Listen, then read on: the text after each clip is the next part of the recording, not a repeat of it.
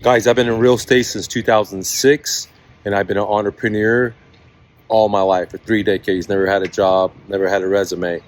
And I can tell you that seller financing is a tool that you need to have in your toolbox. It doesn't matter if you want to be a landlord, you want to be a fix and flipper, you want to wholesale. If you're entrepreneur and you have a business, instead of paying rent, you can buy yourself a commercial property using seller financing, what I'm going to get into today. Okay, and now where can you find seller financing, and what is seller financing, and who will give you seller financing? What type of sellers will give you seller financing? I'm going to dive all into it. And if you want my free training, go to myrealestatedojo.com, click on start. You can get it all there totally for free. You don't even have to give me your email. All right, let's dive in. Traditionally, you're not going to be able to find seller financing going with a real estate agent looking on the MLS. Like 99.99%, no. Maybe that one, maybe you will, okay? Where are you going to find seller financing? Well, there's two types of people or sellers that are willing to sell you their property. It doesn't matter if you're talking about a residential home, if you're talking about a condo, if you're talking about land, if you're talking about commercial building. It does not matter. There's only two types of sellers, okay? And these two types of sellers are what I call motivated sellers financially and motivated sellers emotionally. Now, the people that give you the best deals are what I call emotional motivated sellers, okay? Because financial motivated sellers sometimes in the residential, not always, the probability is like 50-50. It's not like bad as going with the MLS on find a deal, okay? So it's 50-50. That you can find a seller that's financially motivated, okay? That's going to have a lot of meat on the bone on the deal for you, okay? All right. But on the other hand, you can find a lot of emotional, from my experience, sellers that will give you a lot of meat on the bone because they're tired of the emotional, psychological. To them, it's not the property anymore. It's just a psychological, mental thing. Where someone that's financial, the property is a big problem. The payments are a big problem for them, okay? So there's two types of sellers that'll give you seller financing. Both have to be emotional motivated or they have to be financially motivated, okay? Now, financial motivation can be, I lost my job, all the way down to, health issue, all the way down to many different things, okay? And an emotionally motivated seller can be anywhere from I'm going to a divorce, I'm grieving, I'm tired of dealing with this, fear, all this stuff, okay? And again, from my experience, the best deals are the higher fruit ones where emotional motivation are, like probate and divorces, etc. But my very first deal was a financially motivated seller. So just to learn the rope, I did a financially motivated seller. That was in Grand Prairie, Texas. Beautiful home. And it was an amazing deal. And all I did is I just stepped into the seller's shoes and took over their existing mortgage, okay? I didn't use my own credit. I didn't have to qualify. I didn't have to put any money down. I didn't have to do any of this stuff. All I did is advertise, find a seller, negotiate, go to closing, and the deed is converted into my name, and I become the rightful owner and just move in, and I use it to live in it. Okay, now that there's where you can't find these deals is on the MLS. We'll get into where you can find these deals in a second. But now you also know what type of seller is going to do seller financing. I don't care if you're talking about commercial or residential. There's only two types. Emotional or financial. Now that you know that, now let's talk about where can you find these properties, all right? And that's very, very simple because all you got to do is call the marketing plan, okay? Again, if you go to myrealestatedojo.com, click on start, I'll give you all that marketing that I personally do in my business since 2006, totally for free, okay? Now, let's list some of this stuff. You can start cold calling people. You can start text messaging people. You can start direct mailing people. You can go to the county clerk's office and pull out the divorces. Go to the county clerk's office and pull out the pre-foreclosures and foreclosures. You can go to county clerk's office and get the city citations, or you can just subscribe to those data from data brokers that will sell you that information, okay? But they charge you handsomely for it, but you can get it yourself. It just takes sweat equity. And what I've done for my business is, instead of paying those data brokers, I just hired VAs for $150 a month, and I specialize them to learn how to pull that data up, okay? Again, that was $150 a month. They work 40-hour weeks for me, times 4, for a whole month, So yes, if you're using a middleman, then of course you're not going to be able to pay that. You're going to have to pay $10, $6, whatever the story is, $5, $12, where the middleman is taking the big lion's share, right? If you're interested in how to getting VAs, go to myrealestatedojo.com and go on my my shopping, and download my VA course. I wrote a whole course about that, okay? Or join my brotherhood, Palabun Brotherhood, and get access to that totally for free. And that's under the coaching program. Anyways, now that you know what a motivated seller is, now that you know where you can find these people, where you can't find these people, okay? Let's talk about why it's so awesome to buy seller financing, okay?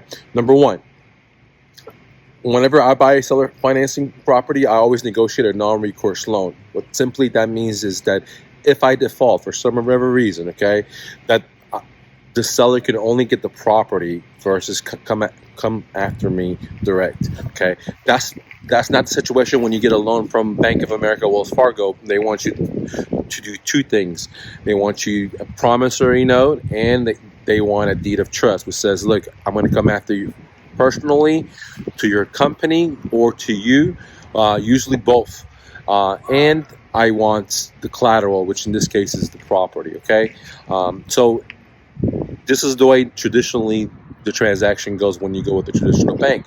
But with the seller financing, when I meet the seller, I negotiate, hey, if you want me to do this deal, we have to sign what's called a non-recourse loan, which basically means that if something happens, you can just get the collateral, which is the house, but not come after me personally, okay? And if they agree, great. If they don't, I'll just go to the next deal, okay?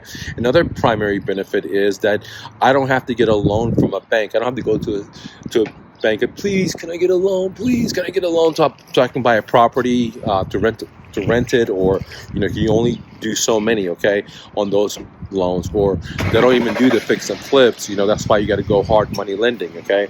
So I don't have to worry about hard money. I don't have to worry about flash money. I don't have to worry about my own money capital, because there's already an existing loan. Now let me pause here for a second, because I'm freestyling. There's two types of deals that you can do seller financing with, okay? Seller calls me and the seller has a mortgage. Guess what? It's called subject to, and that's one type of seller financing. Seller calls me and they say they own it free and clear, which means that they don't have a mortgage. Guess what? That's another type of seller financing. So when people say seller financing, there's a spectrum, just like the sun has different rays, okay? There's different types of seller financing, okay? But just note that it doesn't matter, to simplify it. If they have a mortgage or if they don't have a mortgage, I can always negotiate a seller financing, and that's what I teach you at myrealestatedojo.com. Again, you can get my courses totally for free at myrealestatedojo.com, or join my coaching programs if you want to work with me direct. Now, one of the most crucial things is that with seller financing, okay, you have to actually do work. If you want to find deals on the MLS, you just hire a real estate agent. They charge, the seller 6%, and therefore you're paying 6% higher, which is a lot of money, depends on the price of the property, okay?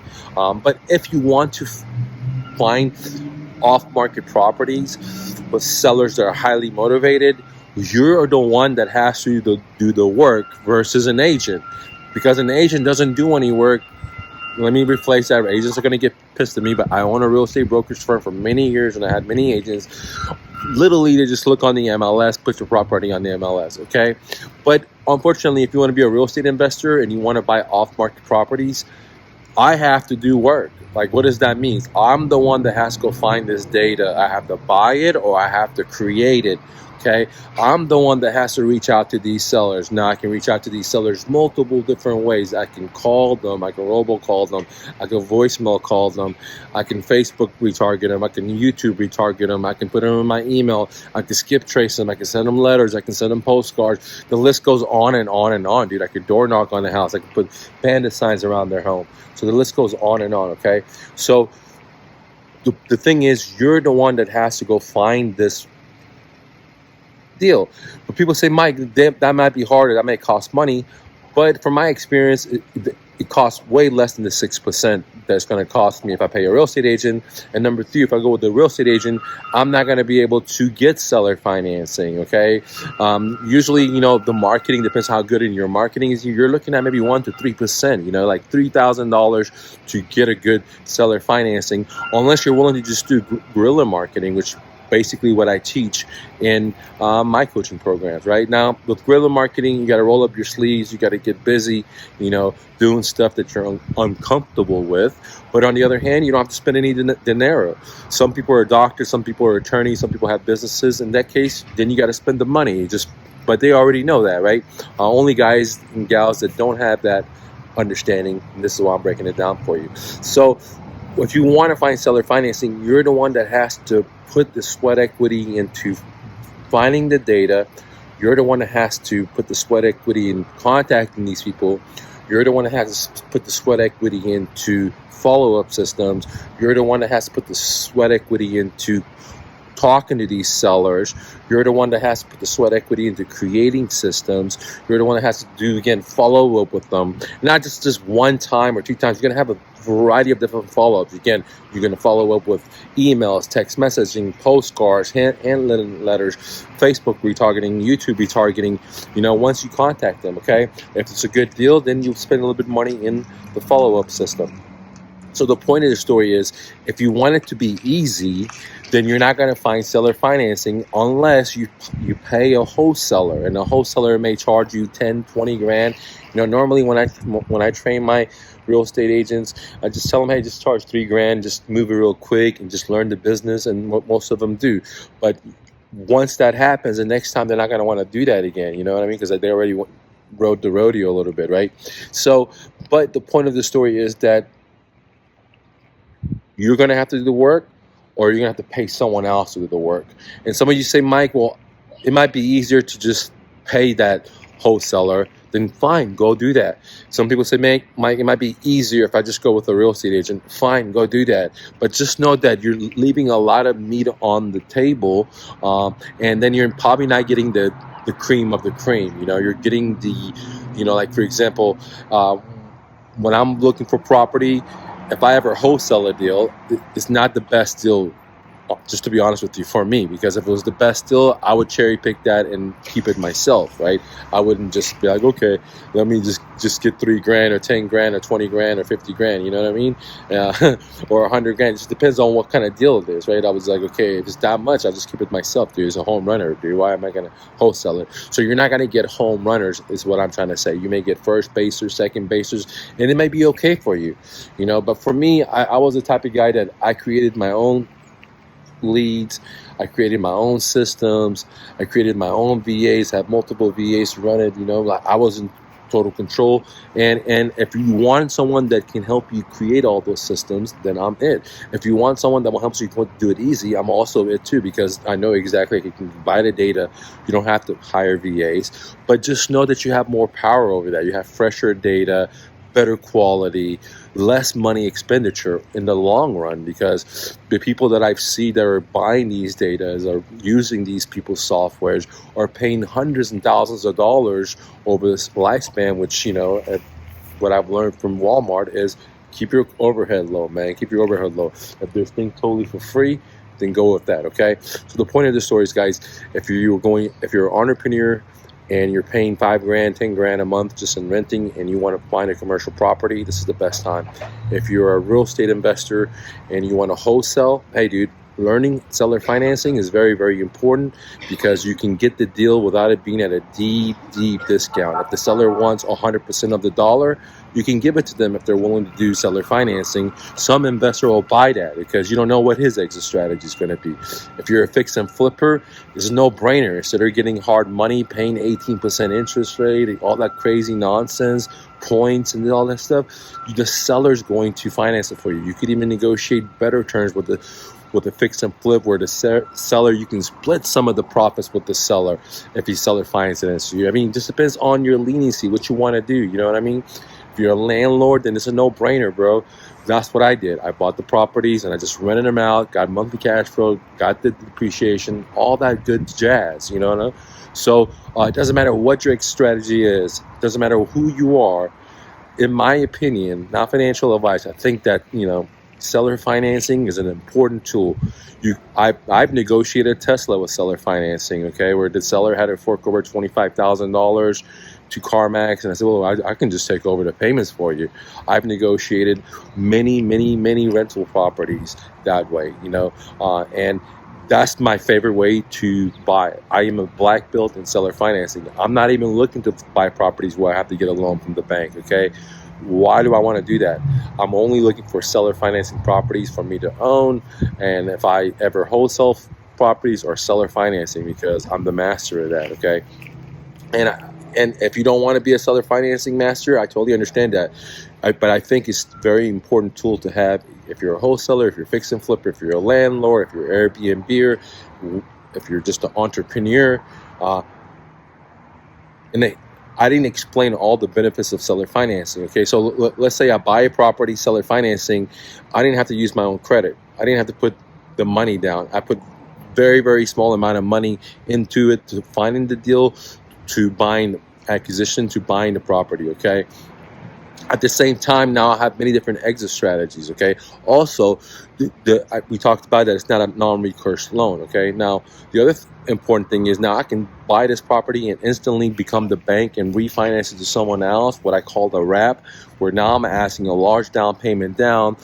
If my interest rate to the seller's existing mortgage was 6% or 3%, whatever the story is, I'll tack up another 3 or 4 points, and now I'm getting a spread from that middle spread, okay? And third, I'll get a large sum of money at the end, because with seller financing, let's say if the CMA, if the property value is 100K, I can sell it for 120. I can sell it 125, because I am now becoming a bank and creating seller financing per se, okay, by creating a new note, right? And what that means is that, I'm getting a large down payment, I'm getting a monthly cash flow, and I'm going to get a lump sum of money cash out when the seller gets a traditional loan. Meanwhile, I don't have to deal with the plumbing of the property because I don't own the property. The seller does. The buyer does, because I'm the investor seller, and the buyer is going to own the property. So if the roof goes wrong, they're going to have to fix it. They have to get insurance on the property. If, whatever happens, they got to deal with it. If the city gives them citations, it's under their name, not me. I am just like, a owner financing deal. I created a note. They pay me every month. I get all the interest. And then once I receive that payment, then I'll go ahead and pay the underlying mortgage to the seller, okay? Now, the situation is very important that you have the reserve cash to pay the underlying mortgage to the seller, because you made a promise to them. So if that buyer doesn't pay me, I still got to make my obligations to the underlying seller no matter what. So this is why I don't recommend people to do seller financing if they're that broke, right? Because if you make obligations to people, you got to keep your word. You know what I mean? Your word has to be your own law. And if you can't do that, dude, then you're not gonna be able to do a lot of deals, brother. Okay, it's just shitty business. Okay. Now sometimes things happen, but this is why it's important the way to structure the deals, where the sellers can take the property back from you, okay, without a lot of hard work, okay, through foreclosure. All right, so a lot of power to seller financing. I personally love it, and I think you can use seller financing from every aspects of your life, like for bigger ticket items like buying commercial property, buying apartment complexes, buying condos, buying land, buying, apartment buildings, office buildings, restaurants, strips, convenience stores, businesses, whatever you can imagine, dude, you can buy with seller financing, okay? I've seen seller financing people buy businesses multiple times in my life, so I know it works for you from as little as $10,000, man, okay? So, believe it or not, good running business because, the seller was motivated and they were going out of the country. Anyways, guys, don't take no for an answer. Remember, get my free training at myrealestatedojo.com. If you want to work direct with me, then go to myrealestatedojo.com, click on the coaching or the services, and check out our sales funnels, our hosting, or check out my coaching programs like my Pal Level Brotherhood, or Let's Do a Deal. See which one works out for you. Peace, guys.